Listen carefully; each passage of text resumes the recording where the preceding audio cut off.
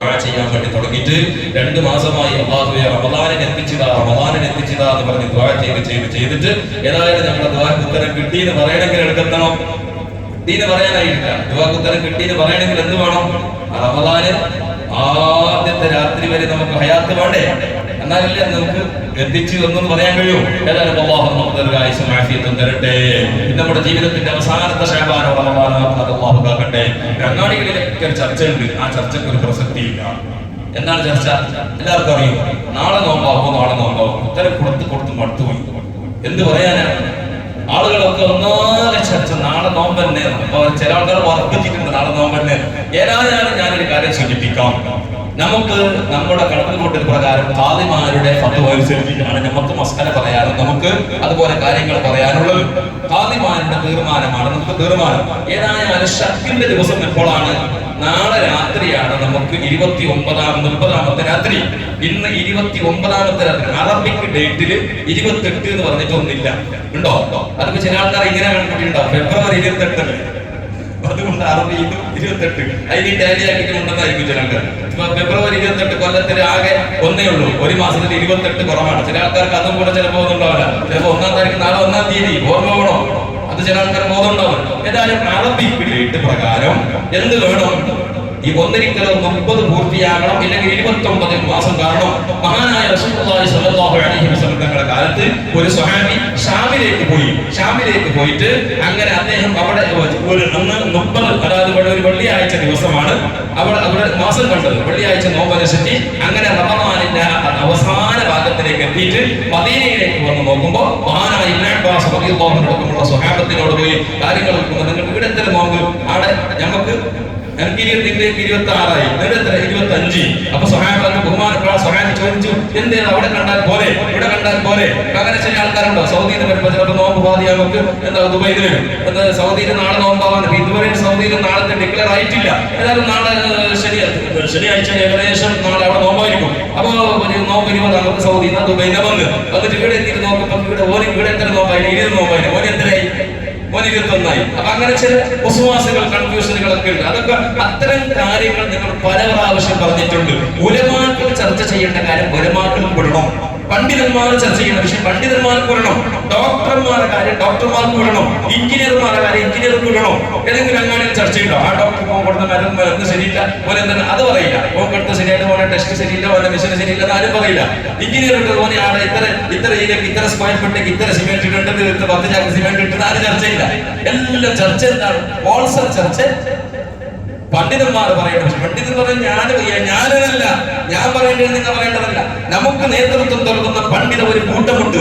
ആ പണ്ഡിതന്മാർ പറയേണ്ട ദീനിന്റെ അഹ്കാമുകൾ അവർ പറയണം. അവർ കിതാബ് നോക്കിയിട്ട് പറയും. അതെനിക്ക് വിടണം. അല്ലാതെ നമ്മൾ തന്നെ ഇരുന്നിട്ട് ഞമ്മന്നെ തീർമാനിച്ചിട്ട് ഞമ്മന്നെ തന്നെ പോയിക്കറി ബദലാക്കി റെഡിയാക്കി. ഇനി ഒരു കാര്യമുണ്ട്, അതിനൊരു കാര്യമുണ്ട്. എങ്ങനെ ഒരാൾക്ക് ഇന്നെന്തായി മാസം കണ്ടെന്ന് വെച്ചോ നോക്കണ്ടേ? ഇന്നൊരാൾക്ക് ഇന്ന് രാത്രി പോലെന്തായി? അതുകൊണ്ട് ആകണ്ട ഇങ്ങനെ വിശ്വാസമാക്കിട്ട് ഇങ്ങനെ ഇന്ന് മകള് നിസ്കാരം കഴിഞ്ഞ് സലാം വീട്ടിൽ പാട് കഴിഞ്ഞിട്ട് ആ ക്ലാസ്സിലേക്ക് നോക്കുന്നത് കാണുന്ന പോകുന്നതിന്റെ ആടെ ഇവിടുന്ന് അങ്ങനെ വിട്ട ഫ്ലൈറ്റ് പോകുന്നത് ചിലപ്പോ കാണുമല്ലോ. ഓന് കാണുന്നതായിരിക്കും. കാണുന്നെങ്കിൽ കുറെ അതിന് കുറെ നിയമങ്ങളൊക്കെ ഉണ്ട്. അപ്പൊ അങ്ങനെ ഒത്തിരി കണ്ടെന്ന് വെച്ചോ, കണ്ടാ നോക്കണം. അത് കണ്ടാൽ എന്താ ഓരോ എന്തോ ഇന്ന് മാസം കണ്ടു വ്യക്തമായിട്ട് മാസം നിലാവ് കണ്ട്. കിനാവല്ല, കിനാവ് കണ്ടു പോയിട്ട് നിലാവ് കണ്ടാൽ എന്താക്കണം? പോയിട്ട് വന്നിട്ട് നേരെ ഉസ്താദിനോട് വന്നിട്ടോ, അല്ലെങ്കിൽ ഉസ്താദിന് എന്നോട് പറഞ്ഞിട്ട് കാര്യമില്ല. കാരണം എനിക്കോട് വിധിക്കാനുള്ള അധികാരമില്ല. നമുക്കിവിടെ കാളി വേണം. കാളിയാണോ പോയിട്ട് പറയണം, കാളിയാണോ പോയിട്ട് പറയണം. കാളിയായ ഉസ്താദെ എനിക്ക് കറക്റ്റ് മാസം കണ്ടിട്ടുണ്ട്. അപ്പൊ ഓനിക്ക് എന്താ? ഓന് കാളിയാകുന്നതിനെ പറ്റി പഠിക്കും. അത്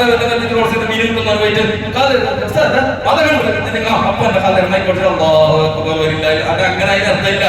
ഓനെ പറ്റി പഠിക്കണം, ഈ പറയുന്നവനെ പറ്റി പഠിക്കണം. ഓന് അദാലത്ത് വേണം. അദാലത്ത് വേണമെന്ന് പറഞ്ഞാൽ ഈ അദാലത്ത് വളരെ പ്രധാനപ്പെട്ട വിഷയമാണ്. എല്ലാവരും പറഞ്ഞതിന് എല്ലാവരും നമ്പല. ഞമ്മ പറഞ്ഞതിനെ വീടിന്റെ നമ്പൂ. ഞമ്മ പറഞ്ഞതിനെ വിശ്വസിക്കാൻ വീടിന്റെ പോലെ പെഞ്ഞായി ചിലപ്പോ പെഞ്ഞായിക്ക് വിശ്വാസം ഉണ്ടാകും. പെഞ്ഞായി പേടിച്ചിട്ടുണ്ടാവും. അവളെ പറഞ്ഞതിനെ നമ്മളിങ്ങനെ നമ്പും.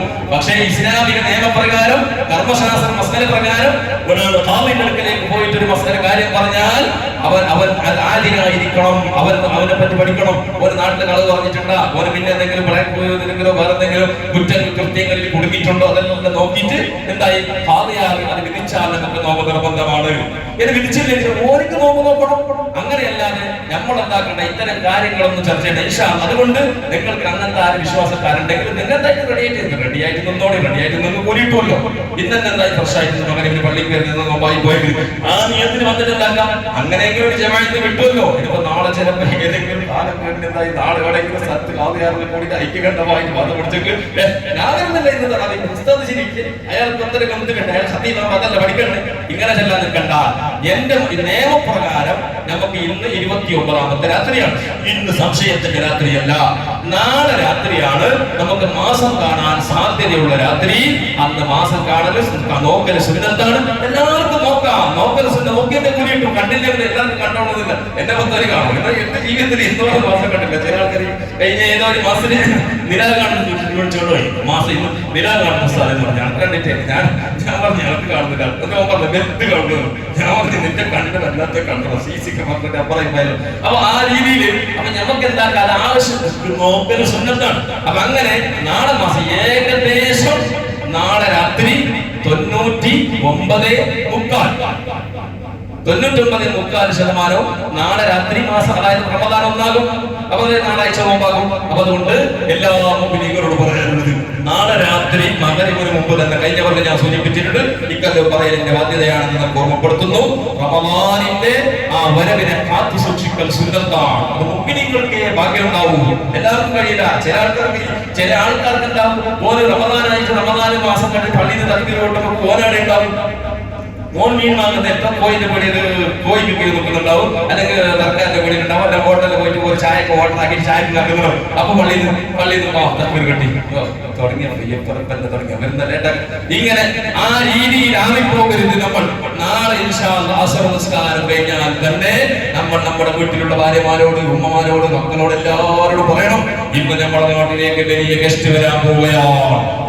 അല്ലാഹുവിന്റെ ഗസ്റ്റ് വേറെ വരാനുണ്ടോ?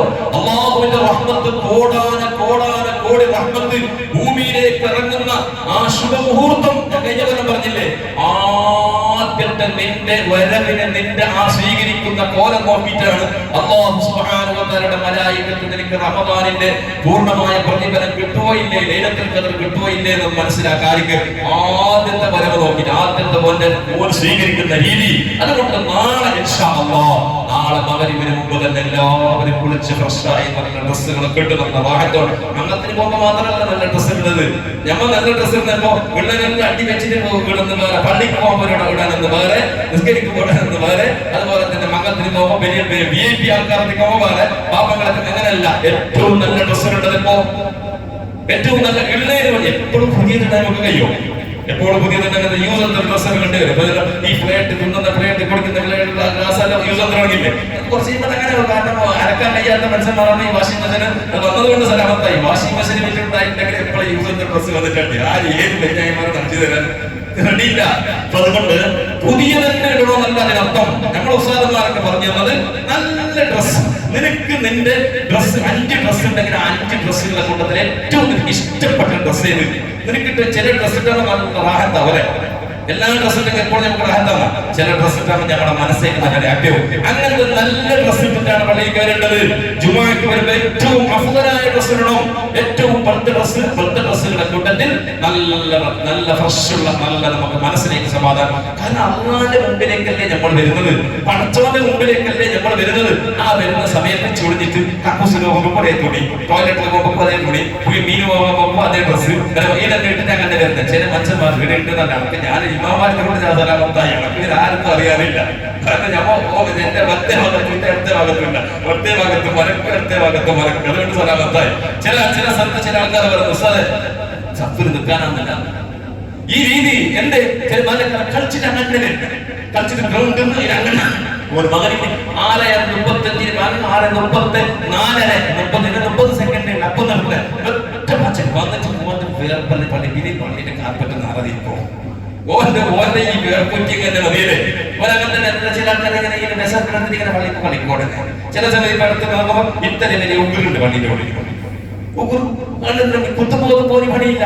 ഓനെ കടിച്ചിട്ട് ഞാനങ്ങനെ ഉണ്ടാക്കണം.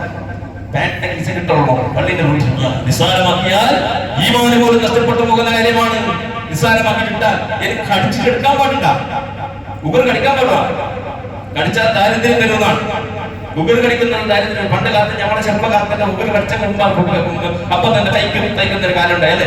ഉഗർ കടിക്കാൻ പാടില്ല, ദാരിദ്ര്യം വരുന്നതാണ്, അതൊക്കെ കറാഹത്തിൽപ്പെട്ടതാണ്. അതുകൊണ്ട് ഇങ്ങനെ ഉഗർ ധരിച്ച ആൾക്കാർ ഈ ഡ്രസ്സിന്റെ ഇതൊക്കെ സന്ദർഭം പറയാണ്. പാൻറ്റ് വന്നിട്ട് ഇതിനെ മടക്കിട്ട് വെച്ചിനെ വളർത്തുന്നയാളെ പള്ളിന്റെ ഉള്ളിൽ ഇത് ശരിയാക്കുമ്പോൾ ഈ റോഡിലുള്ള ജെല്ലി കല്ല് മറ്റേ ഇതിന്റെ എംസാണ്ടിന്റെ കല്ലെല്ലാം പള്ളിന്റെ ഉള്ളിൽ അതിന്റെ പ്രത്യേകത നമ്മളെന്താക്കണം, ശ്രദ്ധിക്കണം. പള്ളിയിൽ ഒരു കാര്യം, യാതൊരു കാര്യം നമ്മളെ ചില കാലിന്റെ പൊട്ടിയ കാലിന്റെ തോന്നിട്ട് അങ്ങനെ തോലിന്റെ കഷ്ണങ്ങൾ പള്ളിന്റെ ഉള്ളിലിടുന്നത് അത് പാടില്ല. മുമ്പിങ്ങളെ അള്ളാന്റെ പള്ളിയല്ലേ, അള്ളാന്റെ പള്ളിയിൽ ഇത് കണ്ടെന്ന് എടുക്കണമെന്നാണ്. ഒരാൾ പള്ളിയിൽ അഴുക്ക് കണ്ടാൽ ഉടനെ വെറുക്കണം. പിന്നെ VIP കത്തി അതുപോലെ പണക്കാരന്റെ പാപത്തിന്റെ രംഗത്ത് കണക്കൊന്നുമില്ല. പള്ളിയിൽ എന്തെങ്കിലും കണ്ട അത് ഓരോ പണിയല്ല, കണ്ടതിന്റെ പേര് പറഞ്ഞതാണ്. അതുകൊണ്ട് പ്രത്യേകം ഇത്തരം കാലം ശ്രദ്ധിക്കണം. അതുകൊണ്ട് നല്ല ഡ്രസ്സിന്റെ നല്ല വാഹനത്തോടു കൂടി ഒരു കാര്യം ഞാൻ അവസാനിപ്പിക്കുന്ന ഈ കാര്യം ഈ കൂടിയിരിക്കുന്ന നിങ്ങളോടൊക്കെ പറയുന്നു.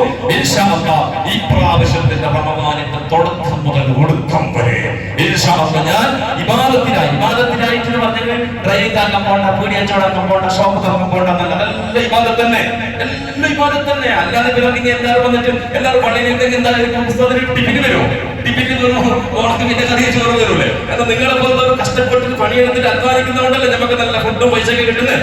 അത് പണിയെല്ലാം ഇബാദത്ത് തന്നെ. പക്ഷെ എന്താണ് നീയത്ത് ശബരി തീരുമാനം റമദാനിന്റെ നാളത്തോടു കൂടി മകരിപ്പോട് കൂടി നീ ജമാഅത്ത് പെരുന്നാളിന്റെ നിരപ്പിന് അത് കഴിഞ്ഞിട്ട് വേണ്ട അങ്ങനെ എല്ലാത്തിനും മൈനസ് പോയിന്റ് കൈകൊണ്ട് പോണ്ട.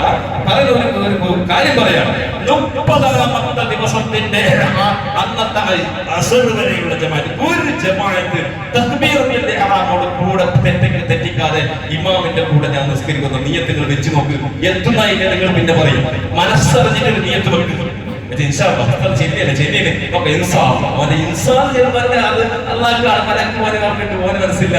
മനസ്സറിഞ്ഞിട്ട് അത് ഏടായാലും കൊടാജ് പള്ളിയായാലും ശരി, കല്ലെടുക്കത്തായാലും ശരി, പുത്തൂറ കപ്പക്കത്ത് ദുനിയാവിൽ ഏത് പള്ളിയിലായാലും ഇനി എന്തായി ഒരു സന്ദർഭോചിതമായിട്ട് ജമാഅത്ത് പോയി വെക്കാം.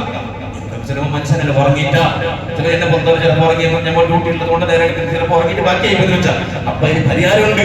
പരിഹാരം പെഞ്ഞായി ഉണ്ടാവും, അല്ലെങ്കിൽ മക്ക ഉണ്ടാവും, അല്ലെങ്കിൽ ഉമ്മ ഉണ്ടാവും, പെങ്ങന്മാരുണ്ടാവും. ആരും ഒന്ന് വിളിച്ചിട്ട് ജമാഅത്ത് പോയി. ആ ഒരു ചിരി ഇന്ന് വരെ നമ്മുടെ മനസ്സിൽ വന്നില്ല. ചില മനുഷ്യന്മാർ ഈ അടുത്തൊരു പള്ളിയിൽ നോക്കുമ്പോൾ, ഞാൻ പള്ളിയിൽ കയറി നോക്കുമ്പോൾ എന്തായി ഒരാളിങ്ങനെ കാത്തിരിക്കുന്നുണ്ട്, ഒരു വയസ്സായ മനുഷ്യൻ. കണ്ടപാട് കൈ തന്നിട്ട് ഞാൻ വിചാരിച്ചെല്ലാവരും കൊടുത്തിട്ടുണ്ട് ആൾ സ്കെച്ച് ചെയ്തിട്ടില്ല. ഇന്ന് ഞാൻ 10 മിനിറ്റായി പള്ളിക്ക് വന്നിട്ട് കാക്കുന്നേ, ഒരു ഇമാമിന് പള്ളി കാക്കുന്നേ. ഞാൻ അത്ഭുതപ്പെട്ടു, എന്തായിരിക്കും ഓറയുമാനും. ഞാൻ ചിന്തിച്ചു ഞാനാടെ ഓറയുടെ എന്റെ വെറും ജാഹിലായ മനുഷ്യൻ. ജാഹിൽ എന്ന് പറഞ്ഞാൽ പഠിപ്പും വിദ്വേഷം വലിയ ഇബാദത്തുമില്ല. ആ മനുഷ്യനിങ്ങനെ കാത്തിരിക്കാണ് ഒരു ആരെങ്കിലും ഒന്ന് കിട്ടണോ. ഇങ്ങനത്തെ എത്ര സൂക്ഷ്മശാലികളായ നല്ല മനുഷ്യന്മാരുണ്ട്. അത് നമ്മളെ പുറത്ത് തന്നെ നമുക്ക് അങ്ങനെ ഒരു ചിന്ത നമുക്ക് വേണ്ടേ, കിട്ടണം. ഈ പള്ളിക്ക് വരാൻ കഴിഞ്ഞില്ല, ഭാര്യയോ മക്കളോ 10 വയസ്സ് കഴിഞ്ഞ മക്കളുണ്ടാവില്ലേ, ആ മക്കളെ കൂട്ടിട്ട് ജമാഅത്താക്കണം. ജമാഅത്ത് എന്നുള്ളത് ശാഫി മദ്ഹബിനെ ഇങ്ങനെ ഇപ്പോൾ ചില മദ്ഹബിന്റെ ഇമാമികളൊക്കെ ജമാഅത്ത് വിട്ടിട്ട് നിസ്കരിച്ചെങ്കിൽ നിസ്കാരത്തിന്റെ ശരിയാവരാന്ന് പറഞ്ഞ ഇമാമികളെ കൊണ്ട് നമ്മൾ ഷാഫി മദ്ഹബ് വളരെ എളുപ്പമുള്ള മദ്ഹബ് സലാമത്തായി ഷാഫി ഇമാം റളിയല്ലാഹു അൻഹു ഇങ്ങനത്തെ നമുക്ക് നിർബന്ധിത മസല പറഞ്ഞുകൊണ്ട് ഞങ്ങൾ രക്ഷപ്പെട്ടു. അല്ലെങ്കിൽ ഞങ്ങൾ എന്താക്കി അതുകൊണ്ട് വളരെ ഗൗരവത്തോടെ മനസ്സിലാക്കും. റമദാനിന്റെ ഇൻഷാ അല്ലാഹ് 30 ദിവസത്തിന്റെ 5 വക്ത് നിസ്കാരം ജമാഅത്തായി നിർവഹിക്കും. അതിന്റെ റവാത്തിബ് നിസ്കരിക്കും. ഒരു തറാവീഹ് പോലും നഷ്ടപ്പെടുത്താതെ ഞാൻ നിസ്കരിക്കും. ദിക്റുകൾ, സ്വലാത്തുകൾ, ഇബാദത്ത് എല്ലാം നിർവഹിക്കും. പിന്നെ ഒരു കാര്യം ഞാൻ അവസാനമായി പറഞ്ഞോട്ടെ, ഈ റമദാനിന്റെ 1 മുതൽ അവസാനം വരെ 30 ദിവസം ഇൻഷാ അല്ലാഹ് ഒരു ഹറാമിലേക്ക് ഞാൻ പോകില്ല. ഹറാം ദൈവികമായിട്ട് കാണുന്നതെന്ന് വെച്ചോ 30 ദിവസം ഒരു ഹറാം മൊബൈലിൽ ഞാൻ വേണ്ടാന്ന് നോക്കില്ല. പിന്നെ എന്തുണ്ടെങ്കിലും റമദാൻ 1 മാസം നോക്കിയാക്കി കച്ചവടാക്കണ്ട. ബാക്കിയുള്ള സമയത്ത് തന്നെ 10 രൂപന്റെ സാധനം വിറ്റിട്ട് പോകാൻ വേണ്ടി വല്ലാഹി പറയണേ. 100 രൂപന്റെ ഒരു മുണ്ടിൽ 80 രൂപ തരുമ്പോൾ ഈ 90 രൂപ ബസ്സിലുണ്ട് അങ്ങനെ ചെന്നെത്രയോ മനുഷ്യന്മാർ തൊട്ടേ വെച്ചണം. അതല്ല റമദാനിന്റെ 1 മാസം നിങ്ങൾ ഒഴിവാക്കി നോക്ക്. അല്ലാഹുവിന് വേണ്ടി അല്ലാഹു ബർക്കത്ത് തരും. പിന്നെ മരിക്കുന്നത് വരെ അല്ലാഹു അതിന് തൗഫീഖ് തരും. അതുകൊണ്ട് ഹറാമുകളിൽ നിന്ന് വിട്ടു നിൽക്കുക, തോന്നിവാസികളിൽ നിന്ന് വിട്ടു നിൽക്കുക, നല്ലവരായ മുഅ്മിനീങ്ങളായി ജീവിക്കാൻ വേണ്ടി ശ്രമിക്കുക. ആരെയും വേദനിപ്പിക്കാതെ, ആരെയും ബുദ്ധിമുട്ടിക്കാതെ നല്ലവരായി ജീവിക്കാൻ വേണ്ടി ശ്രമിക്കുക. അതുപോലെ തന്നെ ഇൻഷാ അല്ലാഹ് നാളത്തോടുകൂടി എല്ലാവരും റെഡിയാവണം. ഇന്ന് യാദൃശ്ചികമായിട്ട് എവിടെയെങ്കിലും നമുക്ക് കണ്ടുപോയാൽ ഇൻഷാ അല്ലാഹ് ഖാദിമാരൊക്കെ തീരുമാനിച്ചാൽ ഞങ്ങൾ ചെറിയ ചാൻസ് ഞങ്ങൾക്ക് പ്രതീക്ഷയില്ല. കാരണം അങ്ങനെ ചാൻസ് പറയുന്നില്ല. പറഞ്ഞിട്ട്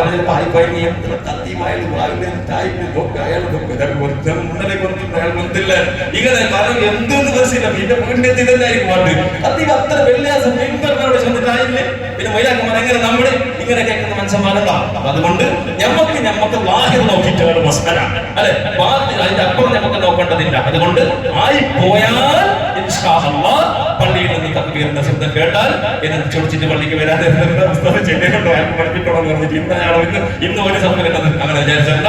അങ്ങനെ ആയിപ്പോയാൽ വരണം. അതുപോലെ തന്നെ ഇൻഷാ അല്ലാഹ് നാളെയോടുകൂടി എല്ലാവരും റെഡിയാക്കണം. അല്ലാഹു തൗഫീഖ് നൽകട്ടെ, അല്ലാഹു നമുക്ക് ബോധം നൽകട്ടെ, അല്ലാഹു ഈമാൻ തഖ്വ തരട്ടെ. റഹ്മാനായ മാലികുൽ മുലൂഖായ രാജാവായ റബ്ബേ, ഞങ്ങൾ പാപികളാണ്, ദോഷികളാണ് റബ്ബേ. കിട്ടിയാൽ ഞങ്ങൾക്ക് പോലും എണ്ണീറ്റ് കണക്കാക്കാൻ കഴിയാത്തത്ര കുറ്റകൃത്യങ്ങൾ ചെയ്ത ദോഷികളാണ് റബ്ബേ. ഞങ്ങൾക്ക് വലിയ സന്തോഷമുണ്ട്, വലിയ സമാധാനം പ്രതീക്ഷയുണ്ട് റബ്ബേ.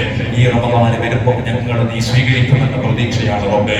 ഈ റമദാൻ ഞങ്ങൾക്ക് എത്തിച്ചിട്ട് ആ റമദാന്റെ 30 ദിവസവും ഞങ്ങൾക്ക് ഇബാദത്ത് ചെയ്ത് ഈ റമദാൻ പിരിയുന്നതിന് മുമ്പ് റബ്ബേ ഞങ്ങളെല്ലാവരും ഉമ്മ പെറ്റ കുഞ്ഞിന്റെ ഹൃദയം പോലെ ഹാലിസായ നിഷ്കളങ്കമായ ഹൃദയത്തിന്റെ ഉടമകളാക്കി ആരോടും ചതിയും വഞ്ചനയും വെറുപ്പും വിദ്വേഷമില്ലാത്ത രീതിയിൽ നല്ല മുഖലിസായി ജീവിച്ച് മരിക്കാനുള്ള തൗഫീഖിന് വേണ്ടി അല്ലാഹുവേ നിന്നോട് ചോദിക്കുന്നു, നീ നൽകണം റഹ്മാനേ.